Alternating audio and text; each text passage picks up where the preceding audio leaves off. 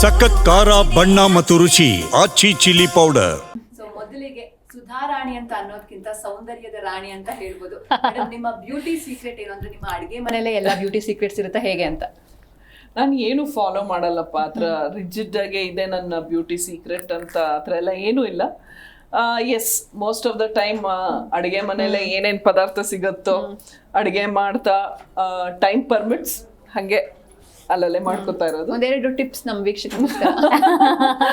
ಆ ಥರ ಏನಿಲ್ಲ. ಇವಾಗ ಸಮ್ಟೈಮ್ಸ್ ಇದು ಏನಂತಾರೆ, ಟೊಮೆಟೊ ಹೆಚ್ಚ್ತಾ ಇರ್ತೀವಿ, ಅದನ್ನ ಹಾಗೆ ತಿಕ್ಕೊಳ್ಳೋದು. ಆಮೇಲೆ ಅಥವಾ ಆಲೂಗೆಡ್ಡೆ ಜನರಲ್ ಆಗಿ ಪಿಗ್ಮೆಂಟೇಶನ್ ಇದ್ರೆ ಅಥವಾ ಮಾರ್ಕ್ಸ್ ಇದ್ರೆ ಹೋಗುತ್ತೆ ಅಂತಾರೆ.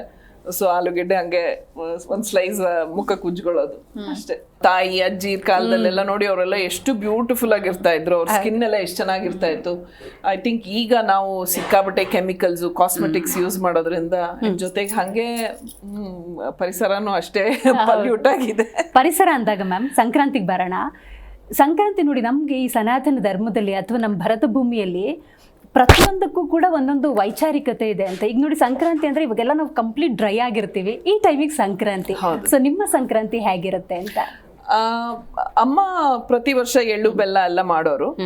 ಸೊ ಯಾವಾಗ ಸಾಧ್ಯನೋ ಆ ವರ್ಷಗಳೆಲ್ಲ ನಾನು ಮನೇಲೆ ಎಳ್ಳು ಬೆಲ್ಲ ತಯಾರು ಮಾಡ್ತೀನಿ. ಸೊ ಈ ವರ್ಷನೂ ಎಲ್ಲ ರೆಡಿ ಮಾಡಿ ಇಟ್ಕೊಂಡಿದೀನಿ. ಸೊ ಇನ್ನು ಎಳ್ಳು ಬೆಲ್ಲ ಬೀರ್ಬೇಕಷ್ಟೇ. ಓಕೆ,